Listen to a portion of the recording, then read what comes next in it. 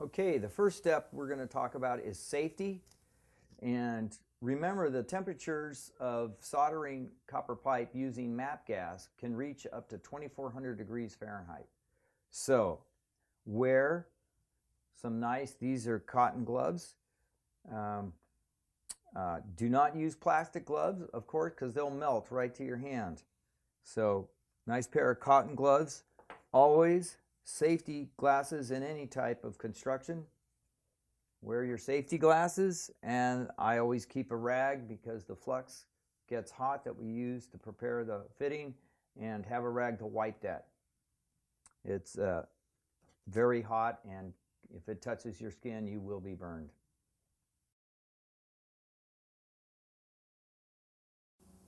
Okay, so now we've completed our assembly, and as you can see, as we assembled this pipe, a lot of excess flux squirted out as we assembled. So we want to wipe off that excess. What happens as we heat it, that'll form a streak down the pipe and the solder will follow wherever that flux is. So take a moment, take your rag, gently wipe, making sure you're not disassembling the pipe, making sure you have full insertions. I always triple check. Make sure I'm tight on all my fittings. Now I'm finishing wiping off, so let the flames begin. So now we're ready to begin our soldering. We first need to get the torch set at the proper flame level. So each torch is going to be different, but typically, you can see this, you don't want to blow the flame off like that. We've lost shape. You want to bring it down so you can see the fine points of the blue, but we don't want it so low what'll cause excessive heating of the tip at this level. So we want to move the flame out probably about, if you use 3 times the diameter of the orifice of your tip is approximately correct. Okay, this is too low. This is going to turn that tip cherry red. We don't want that. And this is too high. We're blowing the flame off. We don't have an accurate soldering point. So we want to bring it right in. So roughly the distance from the end of the tip out is about 3 times that orifice, the end of my tip. So right about there. Now we're ready to start soldering. The whole point of soldering is we are going to be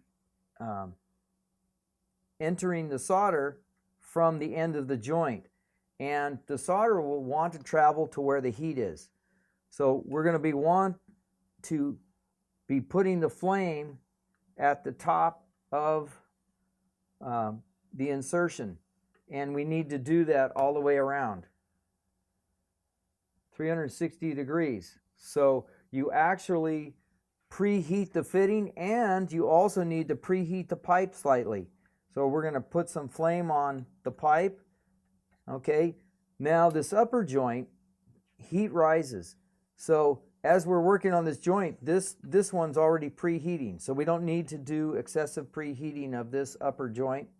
And this side joint is above this one, so we'll start on the lower one. The heat will rise, and this will get pre-warmed. But again, we do want to make sure the pipe has some pre-warming to it, and then when we go to solder, we're going to be putting the flame right at the bottom of each insertion point. We want the flame, we want to preheat the pipe slightly, then we're going to heat the destination of putting the solder in here. Will rise up to this where it's being heated. So we preheat all 3 of the pipe, and then we start using our flame in 360 degrees all the way around each joint as we move up. And as heat's rising, we need to use less and less heat because this has already been preheated above it. So we'll now solder. So let's begin our soldering.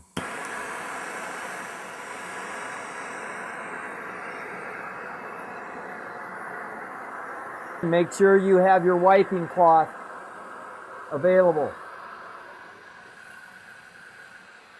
Okay, we're going to preheat the pipe first.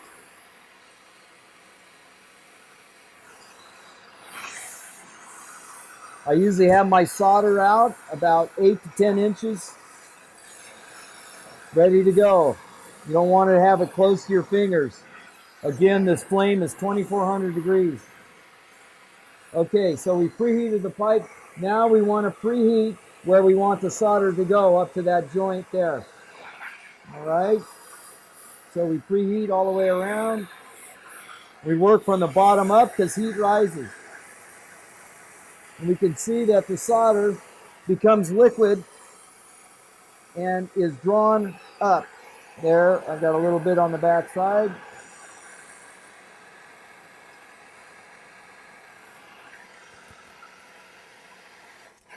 Okay, now this heat has already risen, so this joint, the next joint, the outlet, is already preheated. So we check it to see how we have. Look at that. It's preheated enough, it pulls the solder right in. You want to wipe, make sure you don't have any excess solder. You'll keep trying to run out of that bottom one. Again, the heat has risen. It's pretty much preheated this upper joint. We just barely touch it, and we see it flows. And then we make sure all the way around. Okay. Then we wipe it while it's still liquid. And you do not want to bump it while it's still setting up. You'll break your joint. So once you get a joint completed, we can move up to this one, being very careful. Okay, now we're going to complete and do the upper one. As you heat, we preheat the pipe. We want to go around, all the way around if you can. On a smaller bore pipe like that, it's not as critical. Larger bore, it is very critical to preheat. Now, we've already wiped the flux off when we started, but as we heat it, the flux starts running, gravity will pull it down, and we'll get some, the solder will follow that down. So we heat now to the insertion point. On the lower one, it's going to take the majority of the heat. You can see it pulls right in. Okay, now the upper one has already been heated. It just take a little bit of heat. You can see it already transferred up there. Both sides. Okay. We make sure, as we can see, the flux keeps running. We want to wipe and be gentle with it as it's cooling. At this point, we do not need any more heats. You finished soldering, so you want to wipe down any excess flux. And at this point, we are now ready to drive home these isolators. Take your hammer,